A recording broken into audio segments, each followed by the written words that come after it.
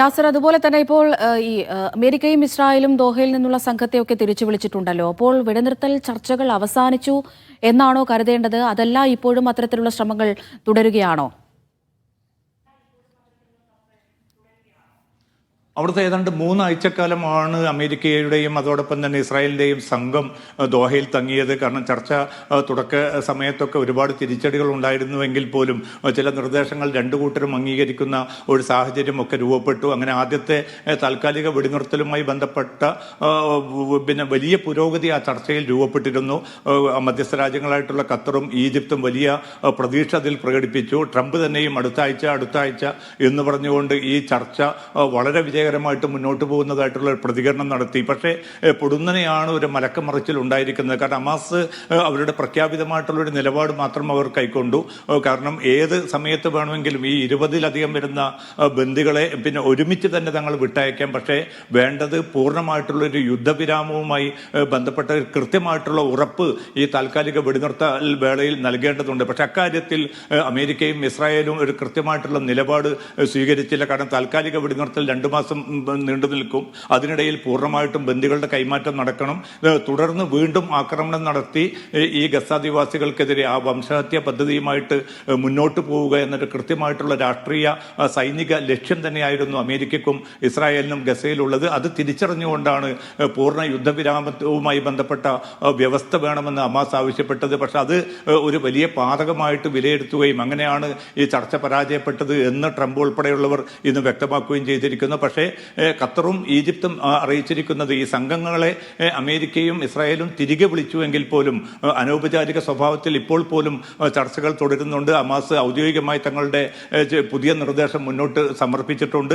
അതുമായി ബന്ധപ്പെട്ട ചർച്ചകൾ മുന്നോട്ട് പോകും. അതുകൊണ്ട് അധികം വൈകാതെ തന്നെ ഇനിയും പ്രതീക്ഷയുണ്ട് എന്ന ഒരു പ്രതികരണമാണ് ഖത്തറിൻ്റെയും അതോടൊപ്പം തന്നെ ഈജിപ്തിൻ്റെയും ഭാഗത്തു നിന്ന് പുറത്തു വന്നിരിക്കുന്നത്. പക്ഷേ ഔദ്യോഗികമായിട്ടുള്ള ഒരു പ്രതികരണം ഇസ്രായേലിൻ്റെ ഭാഗത്തു നിന്നോ അമേരിക്കയുടെ ഭാഗത്തു നിന്നോ ചർച്ചയുമായി ബന്ധപ്പെട്ട് ഇനിയും ഉണ്ടായിട്ടില്ല. അമേരിക്കൻ മാധ്യമങ്ങൾ റിപ്പോർട്ട് ചെയ്യുന്നത് ചർച്ച ഒരുപക്ഷെ അധികം വൈകാതെ കുറെ കൂടി മുന്നോട്ട് പോകുന്ന ഒരു സാഹചര്യം രൂപപ്പെട്ടിരിക്കുന്നു എന്നാണ്. പക്ഷേ ഔദ്യോഗികമായ ഒരു പ്രതികരണം ട്രംപിന്റെ ഭാഗത്തുനിന്ന് ഇനിയും ഉണ്ടായിട്ടുമില്ല. അമൃത. നാസർ, മറ്റൊരു കാര്യം, ഈ ഫ്രാൻസിന്റെ നിലപാട് തന്നെയാണ്. നമുക്കറിയാം, ഈ ഫലസ്തീൻ രാഷ്ട്രത്തെ അംഗീകരിക്കുമെന്ന് ഫ്രാൻസ് പ്രഖ്യാപിച്ചിട്ടുണ്ട്. ഇതിനെ എങ്ങനെയാണ് ഇസ്രായേൽ കാണുന്നത്?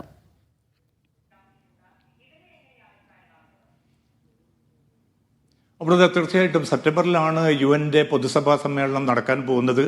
വാർഷികമായിട്ടുള്ള ആ ഒരു പൊതുസഭാ സമ്മേളനത്തിന് മുമ്പ് തന്നെ ഈ ഫലസ്തീന് പൂർണ്ണമായിട്ടുള്ള ഒരു രാഷ്ട്ര പദവി നൽകുമെന്നൊരു പ്രഖ്യാപനമാണ് ഫ്രഞ്ച് പ്രസിഡന്റ് കൂടിയായിട്ടുള്ള ഇമ്മാനുവൽ മാക്രോൺ നടത്തിയിരിക്കുന്നത്. ഇപ്പോൾ G7 രാജ്യങ്ങളിലെ ബ്രിട്ടൻ അത്തരമൊരു തീരുമാനം എടുക്കുകയാണെങ്കിൽ തീർച്ചയായിട്ടും അത് മറ്റ് ഈ വൻശക്തി രാജ്യങ്ങളെ ബാധിക്കും. അതുകൊണ്ടാണ് ട്രംപ് വളരെ ശക്തമായി തന്നെ ആ ഒരു നീക്കത്തിനെതിരെ ഇമ്മാനുവൽ മാക്രോണിന്റെ ആ നിലപാട് ശരിയല്ല എന്ന അർത്ഥത്തിൽ ട്രംപ് ഇന്ന് പ്രതികരണം നടത്തിയിരിക്കുന്നു. അതോടൊപ്പം തന്നെ ഇസ്രായേലും അത്തരമൊരു നീക്കം പിന്നെ കൂടുതൽ ഈ ആപൽക്കരമായിട്ടുള്ള ഹമാസിന് കുറെ കൂടി കയ്യൊപ്പ് ചാർത്തുന്നതിന് തുല്യമായിരിക്കും. അത്തരമൊരു നീക്കത്തിൽ നിന്ന് ഫ്രാൻസ് വിട്ടുനിൽക്കണമെന്ന് ഇസ്രായേൽ പ്രധാനമന്ത്രി ബെന്യാമിൻ നെതന്യാഹുവും ആവശ്യപ്പെട്ടിട്ടുണ്ട്. എന്തായാലും ഫ്രാൻസ് ആ നീക്കവുമായിട്ട് മുന്നോട്ട് പോകും. സമാനമായിട്ടുള്ള ചില നടപടികൾ തങ്ങളും സ്വീകരിക്കുമെന്നാണ് ബ്രിട്ടൻ അറിയിച്ചിരിക്കുന്നത്.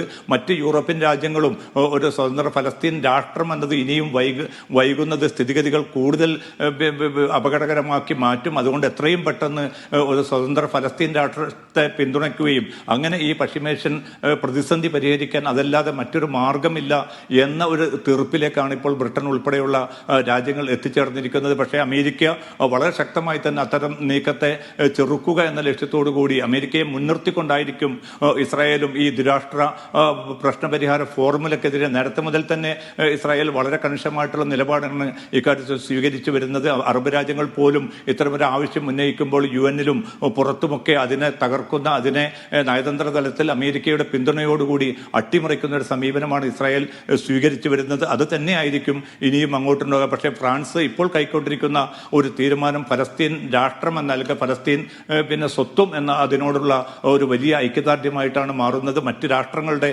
നിലപാടുകൾ കൂടി ഒരുമിച്ച് വരികയാണെങ്കിൽ തീർച്ചയായിട്ടും അമേരിക്കയെ കൂടുതൽ പ്രതിരോധത്തിലാക്കുന്ന ഒരു സമീപനമായി, ഇസ്രായേലിനെ കൂടുതൽ പ്രതിരോധത്തിലാക്കുന്ന ഒരു സമീപനമായിട്ട്, ഒരു നിർബന്ധിത ആവശ്യമായിട്ട് ഇത് പരിണമിക്കുമെന്ന ഒരു പ്രത്യാശ ബാക്കി നിൽക്കുന്നുണ്ട്.